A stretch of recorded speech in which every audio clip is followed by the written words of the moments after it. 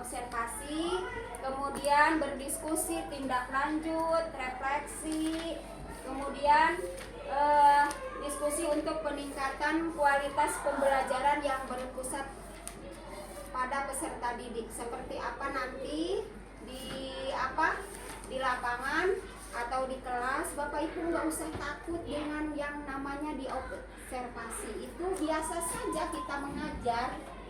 Cuman nanti ketika kita mengajar, kita bisa menilai diri kita sendiri. Pada hari ini saya mengajar misalkan matematika. Nah, kita akan capek dengan diri sendiri atau akan memahami dengan diri sendiri kita ya. Jadi misalkan hari ini anak-anak kok gaduh amat sih belajarnya, kok ini yang bisanya hanya seperti ini. Nah, itu nanti akan berbalik kepada kita. Oh, berarti kita kekurangan apa nih yang harus diperbaiki. Seperti itu. Gak usah takut misalkan ada kepala sekolah, ada ibu pengawas. Nah, itu nanti dari situ akan timbul perbaikan. Untuk apa? Untuk meningkatkan kualitas peserta didik. Nantinya seperti itu. Supervisi itu tidak ada yang harus gimana gitu. Biasa saja belajar.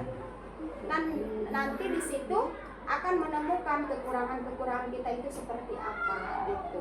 Di observasi itu hanya curhat gitu ya. Jadi nggak usah takut. Next, Pak. Nah, tahap awal ketika akan diadakan observasi seperti apa? Nih, jadi nanti kalau diobservasi sama saya jadi coaching. Observasi kinerja guru merupakan bagian penting dari supervisi akademik, perencanaan proses evaluasi. Seperti tadi saya duduk dulu sama Bu Lita berdua.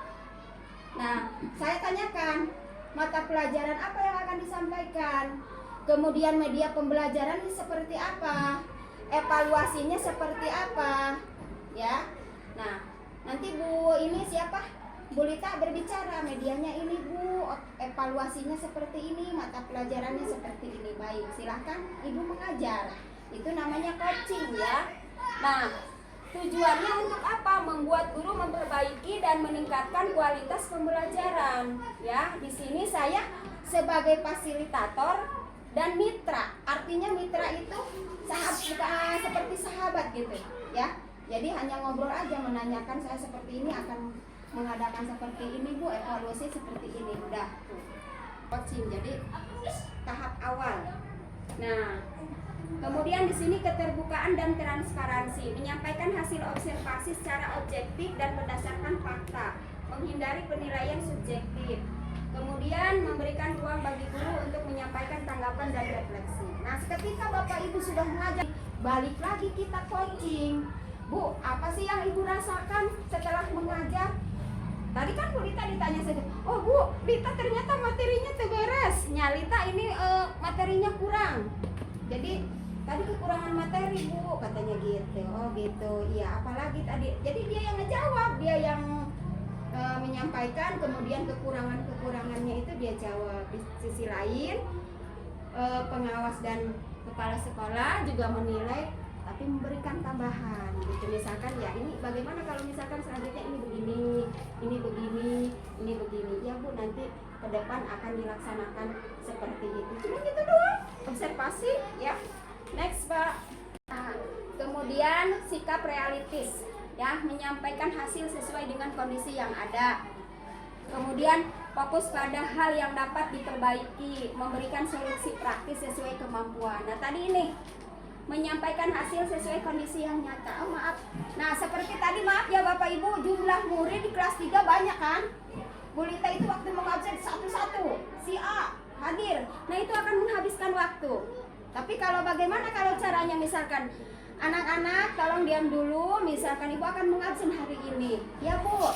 Nah coba tengok kiri, tengok kanan, atau tengok depan, atau tengok belakang. Ada yang tidak hadir nggak? Ada Bu, si A, B, C, udah beres.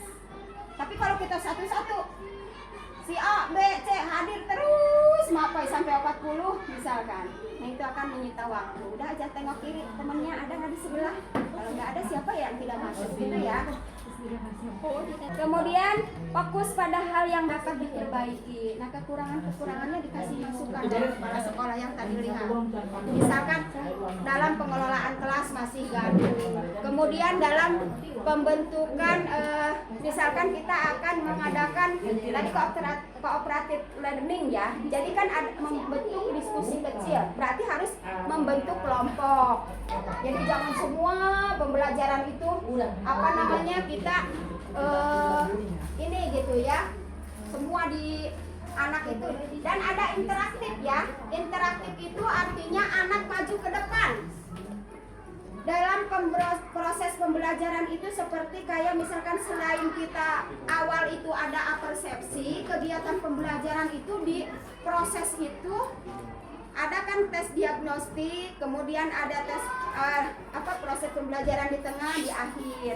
Nah, yang di proses itu tolong ada interaksi dengan anak supaya apa? Penyemangat kepada anak. Misalkan kalau dibentuk kelompok kecil, kasih materi setiap kelompok. Ketika sudah beres, anak mempresentasikan ke depan, maju kelompok. Kan budak berdiri di depan aja jarang. Tapi ketika pembelajaran berdiri di depan, saya akan menyampaikan, akan membacakan ini. Satu, membacakan, dia merasa pede. Dia merasa belajar kedewasaan di depan, belajar ngomong, keberanian segala macam. Nanti kan bagian kelompok